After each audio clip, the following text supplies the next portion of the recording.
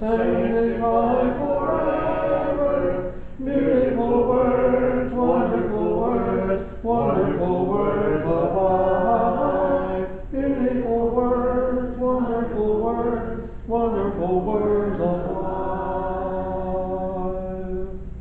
Thank you. You may be seated. So this morning we'll start by testing your knowledge of American history. Do you remember from American history the name of Aaron Burr? He served as the third vice president of the United States under President Thomas Jefferson. And yet Aaron Burr is probably best remembered as a figure of history because of the fact that he killed Alexander Hamilton in a duel in 1804. And arguably the duel between Alexander Hamilton and Aaron Burr was the most famous duel in all of history, of American history. You see, Alexander Hamilton had served as Secretary of the Treasury under President George Washington. And Aaron Burr was convinced that Alexander Hamilton had actually sabotaged his political career. Burr blamed numerous political defeats on the belief that Hamilton had besmirched him and besmirched his character. And you thought politics today was a rough business. They fought a duel. Burr survived the duel. Hamilton did not. And so there was harsh criticism and much animosity directed toward Burr as a result of that duel, and it brought an end to the political career of Aaron Burr. In spite of the fact that Aaron Burr's father was the president of Princeton University, and the fact that his grandfather was the renowned Puritan theologian Jonathan Edwards, Aaron Burr's character left a great deal to be desired. By the time that Aaron Burr reached and neared the end of his long life, Burr had tasted the cup of honor and distinction. And he had also drained the dregs of bitterness and humiliation. He was on his deathbed in a boarding house on Staten Island. And a friend who was waiting on him and taking care of his many needs at that time, at the end of his life, reported to Aaron Burr some rumor that she had heard. And she began the conversation with the words, "They say." At that point, Burr interrupted her. And he said, "My dear, never use those words. Those words have broken more hearts than any other." To be fair, history has probably painted Aaron Burr a little darker and a little more sinister than he actually was. But there is no doubt that Aaron Burr knew from personal experience the wounds that could be inflicted by a careless and ill-considered "they say." He was not wrong when he declared that that phrase has broken more hearts than any other phrase. How many friendships have been destroyed? How many incurable wounds have been inflicted? How many lives have been saddened? And how many churches have had their unity destroyed by the phrase, "they say"? The phrase, "they say," is in our text this morning. A text that comes out of the story of Nehemiah. And we'll get to that text in just a moment. But first, a little background. Nehemiah, in my opinion, is one of the greatest characters of the Old Testament. Nehemiah was commissioned. I'll get it right in a minute. Nehemiah was commissioned by Artaxerxes, the king of Persia, to be the governor of Jerusalem.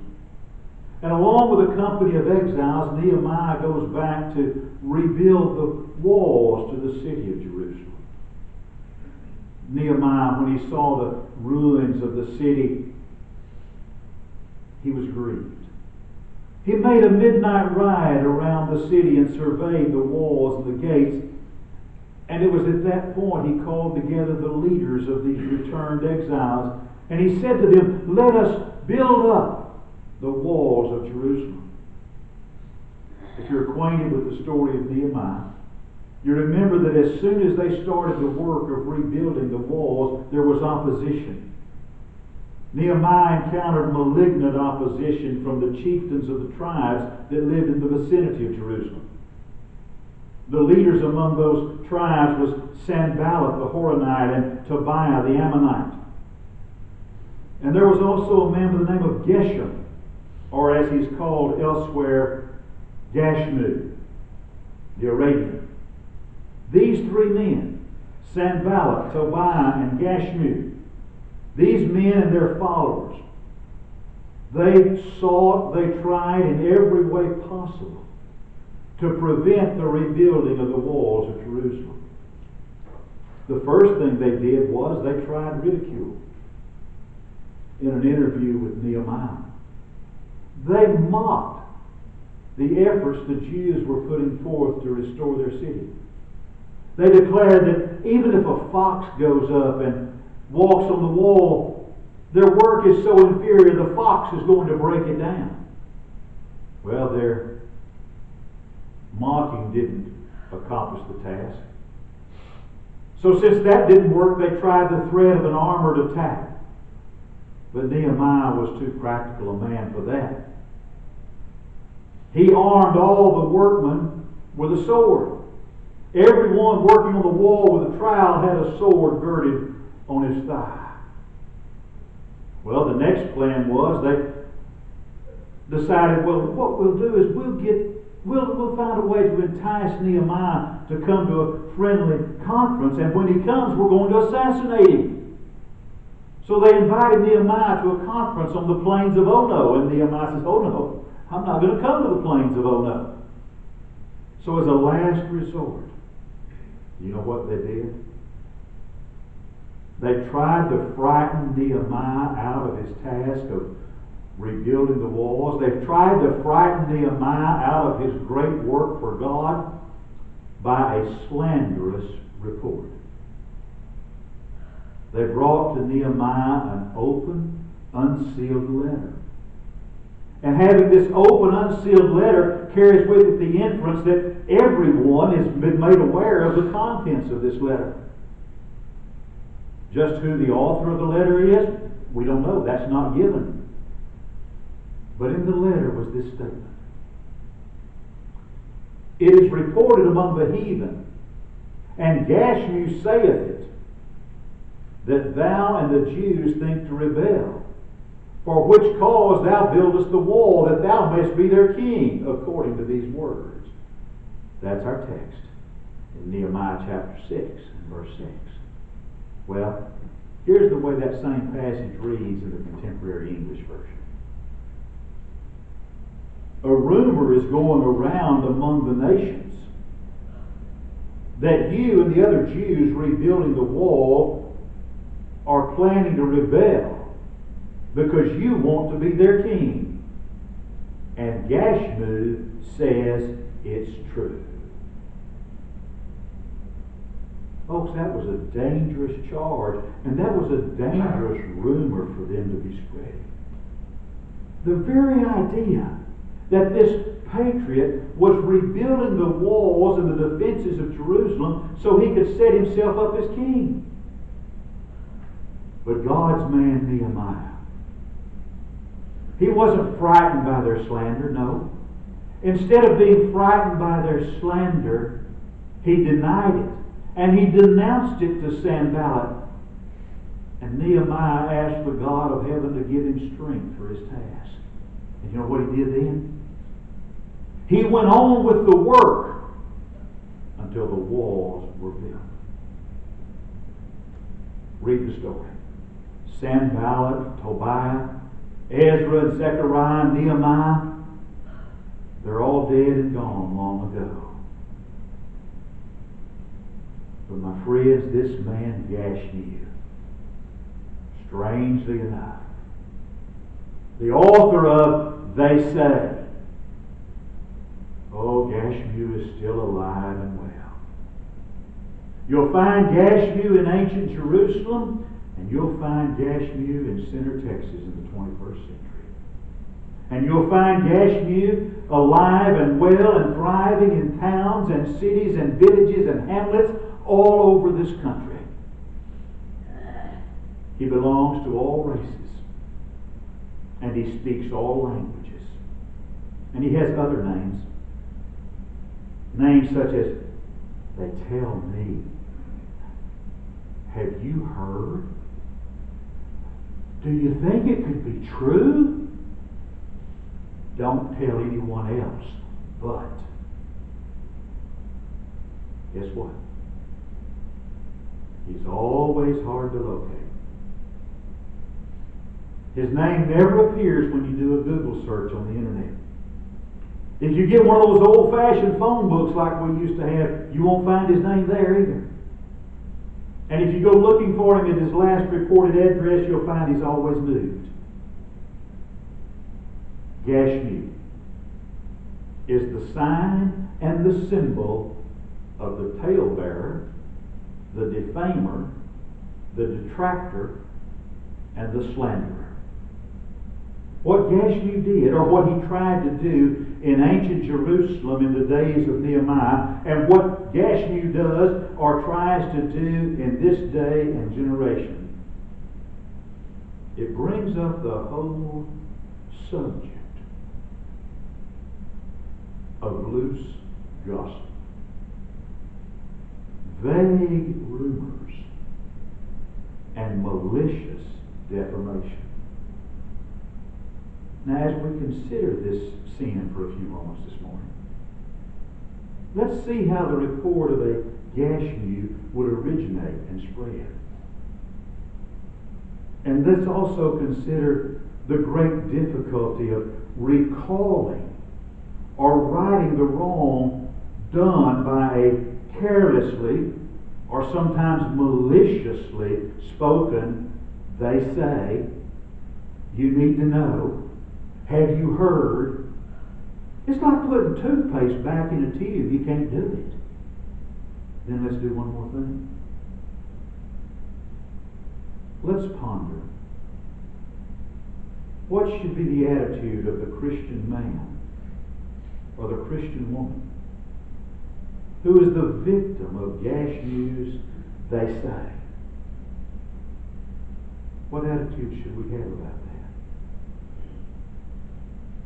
And what should be the attitude of the person that Gashmu is speaking to? You know, it's terrible to think about. But you know, sometimes an evil report is actually conceived. It's passed on out of nothing more than pure malice. There are those who, out of nothing more than malice in their heart, will set in circulation an evil tale about someone else.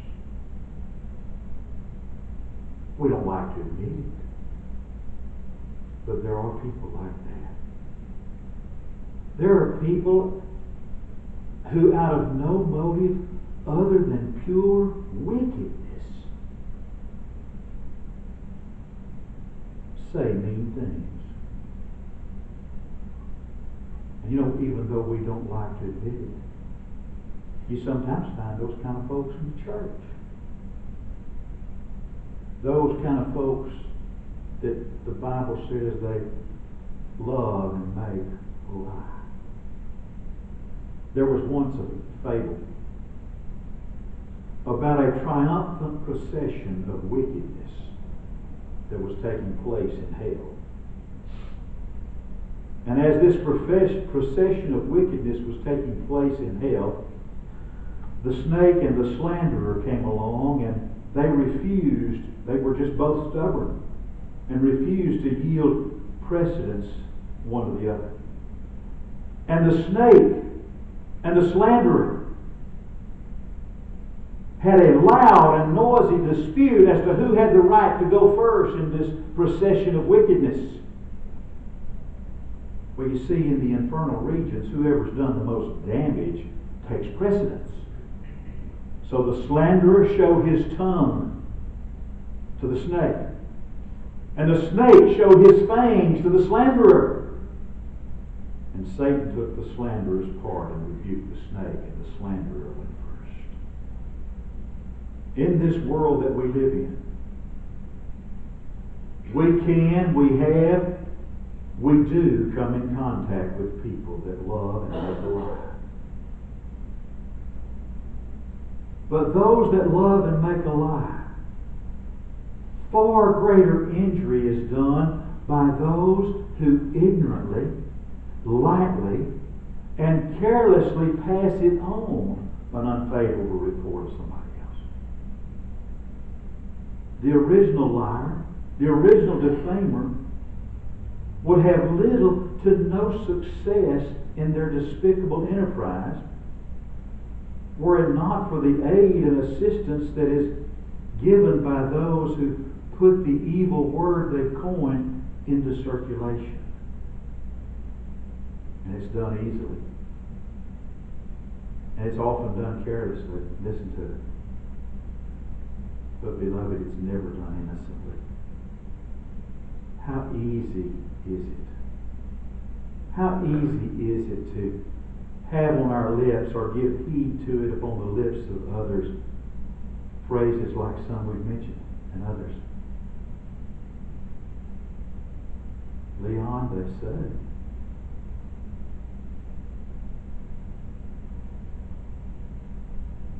Wayne, they tell me.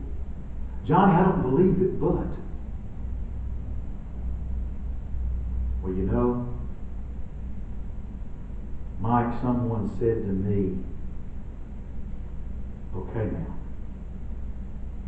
this is just between you and me.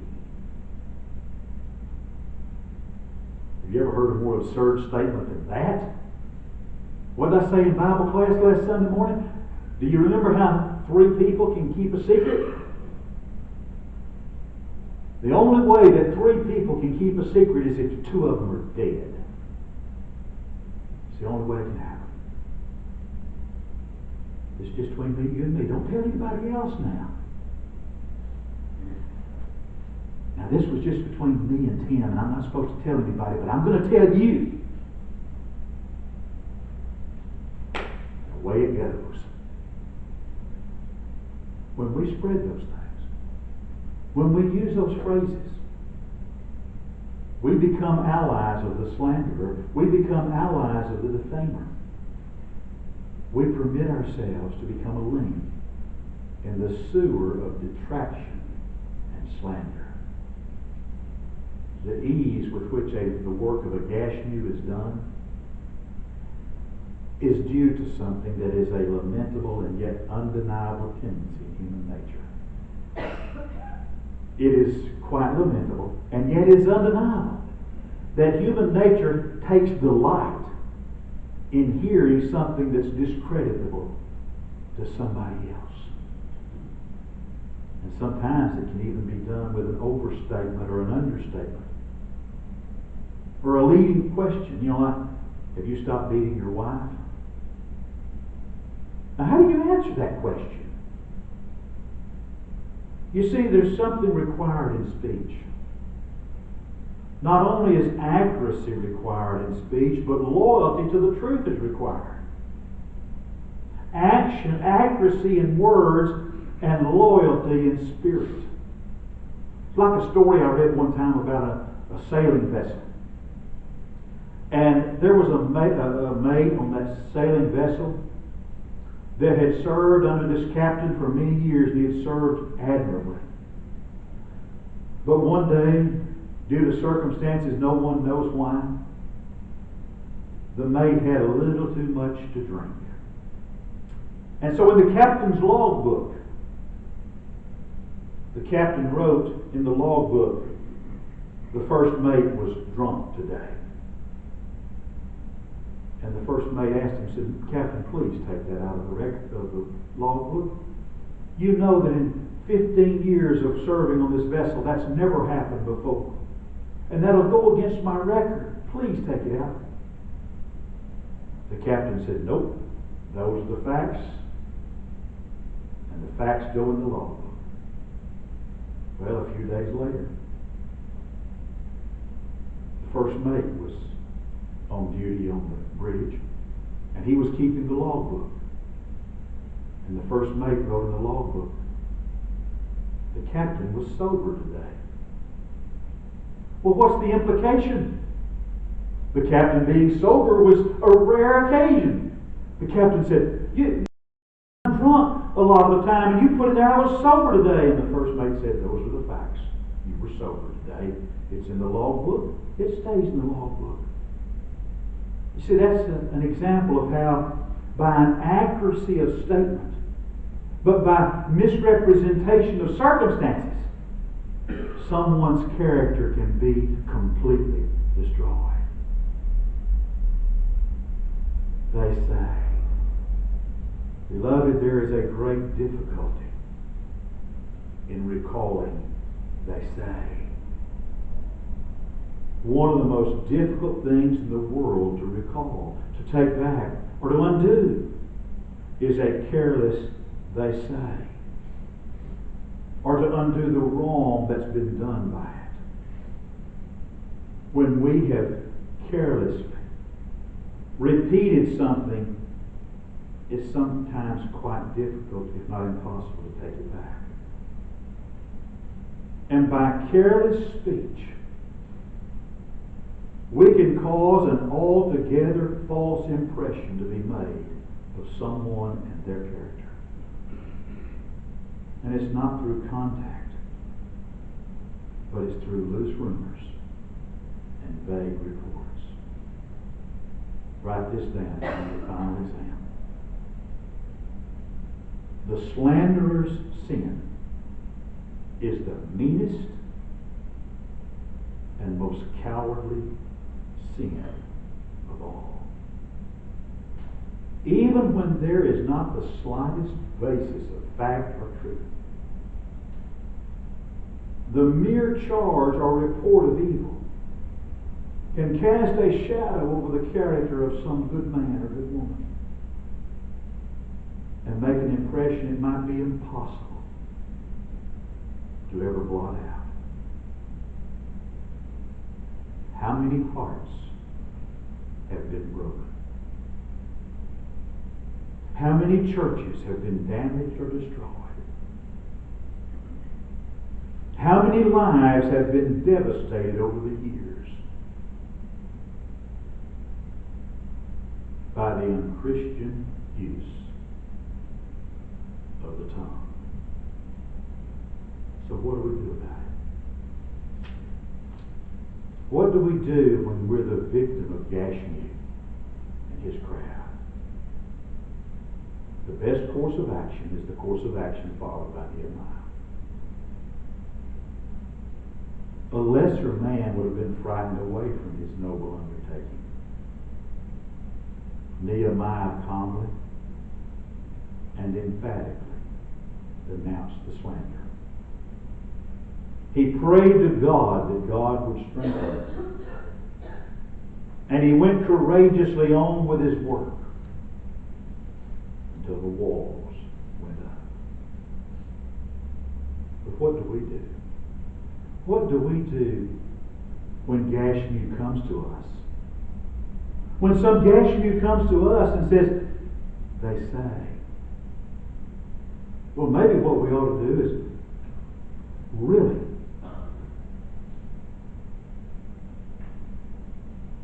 won't pick on you again. You heard that about Leon? I sure did. Well, let's go ask Leon about it. No, we don't need to do that. most likely that's an invitation that won't ever be accepted.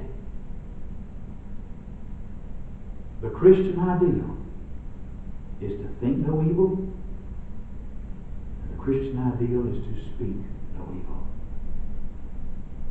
The ideal is to deal with others and speak of others as you would like them to speak of you and do to you. That's the whole concept of what Jesus said in Matthew 7:12.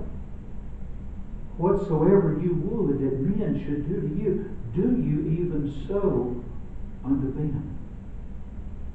Unfortunately, we've got those scriptures down about baptism for the remission of sins. And we've got those scriptures down about not using instrumental music in the worship of God.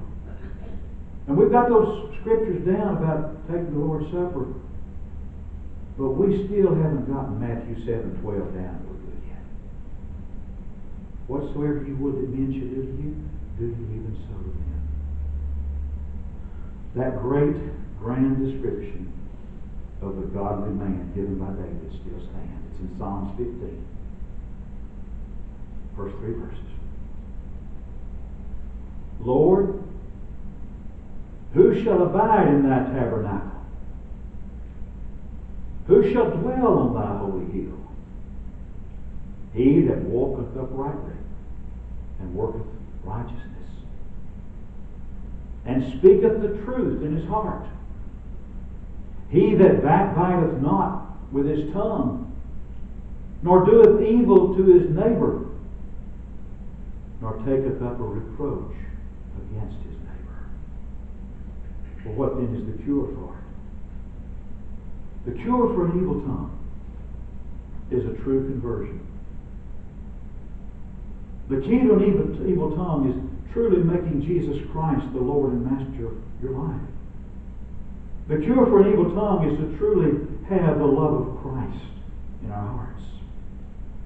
Because when we truly have the love of Jesus Christ in our hearts, and when Jesus Christ is the Lord and Master of our lives, when we're tempted to pass on some evil report about someone or something else, first we'll remember our own sinfulness. We'll remember the words of Jesus in Matthew chapter 12 and verse 34, where Jesus says, O you generation of vipers, how can you being evil speak good things? Listen to it. For out of the abundance of the heart, the mouth speaks. Do you have the heart of Jesus? Is Jesus Christ the Lord and Master of your life this morning? You see, if Jesus is not Lord and Master of all of your life, He's not Lord and Master of all of your life. You make Him Lord of all of your life by, in simple trusting faith, confessing His name before men, being buried in the waters of baptism for the remission of past sins. Maybe you've done that, but haven't lived God's kind of life. He hasn't really been Lord of your life, and you need to make changes. I don't know what's going on. But if you find this morning your life is broken, and there are changes that need to be made, let us help you with those changes, and the Lord invites you to come as together we stand.